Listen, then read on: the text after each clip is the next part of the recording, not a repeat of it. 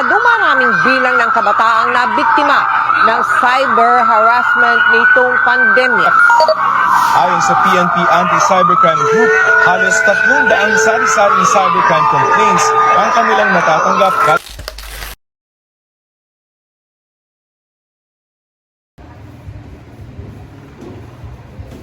Alright class, that's the end of our discussion. See you all later. Goodbye. Goodbye, sir.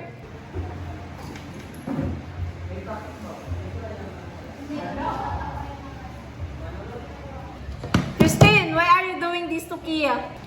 I'm just joking. No big deal, right? Kia, it's so sensitive. It's not okay, Curse. You're hurting Kia's feelings. Do you think it's funny, Christine?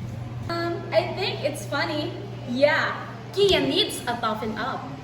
Yeah, Christine, don't do it. Baka magalit pa si Kia.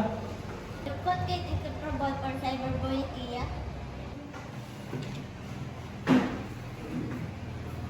Guys, I saw this.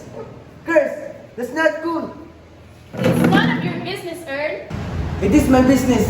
We're all affected by how we treat each other online. Just wish people would stop targeting me. Nakakasakit na. Christine, maybe you should stop.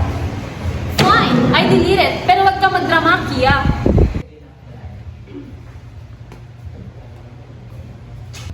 What's going on here?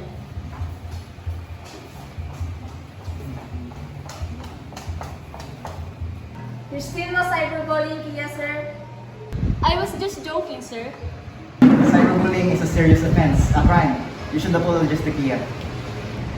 Sorry, Kia. I won't do it again. Thanks, it hurt a lot.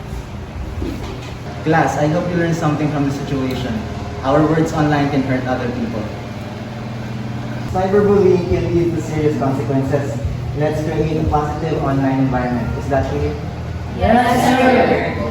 Goodbye.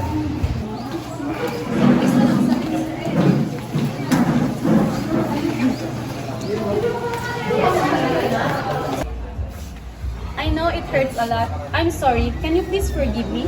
Yes, that's okay.